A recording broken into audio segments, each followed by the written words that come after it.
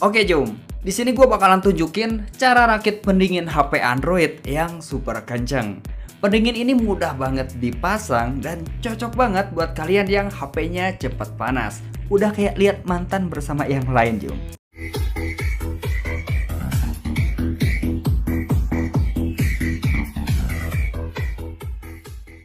Oke Jom, masih berdebat sama Bang Ojan. Jadi nih ya, banyak banget yang request video pembuatan pendingin HP Android atau fan cooler Jom. Dan bahan apa aja yang dibutuhin buat bikin fan cooler super kenceng ini. Nah sebenarnya sih fan cooler yang gue bikin ini dari barang bekas, tapi ya sebagian barang juga emang ada yang dibeli via online Jom. Nah karena fan cooler ini dirakit di saat gue lagi nangkarak, jadi gue namain Ojan Cooler V2. Nah kenapa nggak beli fan cooler yang udah jadi aja Mang, padahal lebih dingin dan lebih praktis. Ya sebenarnya sih gue udah beberapa kali beli fan cooler, rata-rata itu kecepatan kipasnya itu pelan banget Jom.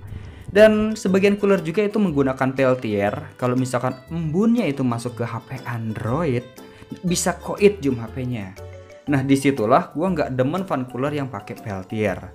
Jadi gue rakit sendiri fan cooler sesuai dengan selera gue sendiri Jom. Nah di sini kipas yang gue pakai itu menggunakan kipas DC dengan tegangan 5 volt dan kebetulan ukuran kipasnya juga kecil, jadi nggak terlalu mengganggu saat kita pasang ke HP Androidnya. Di sini juga gue pakai dua kipas sekaligus, fungsinya itu biar suhu dingin menyebar ke seluruh bagian belakang HP Androidnya Jom. Nah nama kipas yang gue pakai adalah Mini Cooler DC 5 volt. Bisa kalian beli di online shop seharga Rp4.000 per kipasnya. Nah bahan yang keduanya adalah adaptor dengan tegangan 12 volt. Nah kalian bisa menggunakan adaptor bekas laptop ataupun bekas notebook. Kalau misalkan nggak ada, kalian bisa beli di online shop seharga Rp20.000. Intinya 12 volt.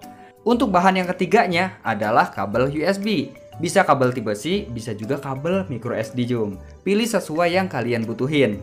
Dan untuk bahan yang terakhir adalah softcase berbahan fiber atau berbahan mika. Intinya si softcase-nya itu bisa dibolongin. Nah kebetulan softcase yang gue pakai ini berbahan fiber dan gue belinya itu seharga Rp8.000 di online shop Jom. Jadi total harga yang bisa kalian keluarkan untuk membuat cooler custom adalah Rp41.000 berikut dengan kabel USB-nya. Nah kalau misalkan kalian pengen tambahan menggunakan mesin, jadi biar lebih bagus dan lebih kenceng lagi, kalian bisa beli modul MOSFET Jom.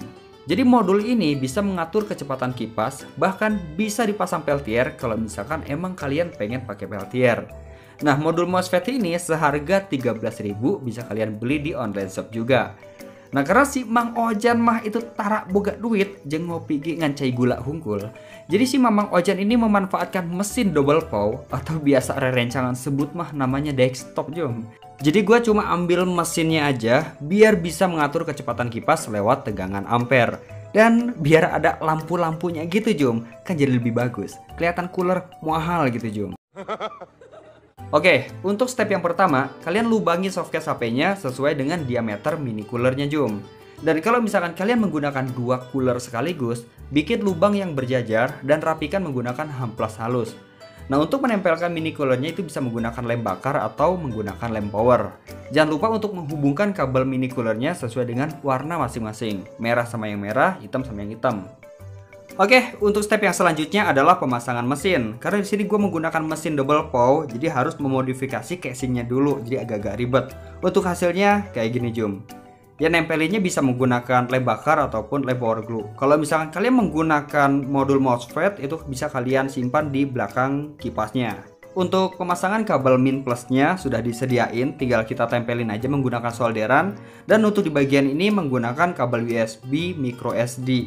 Jadi nanti tinggal kita colokin ke adaptornya Jom.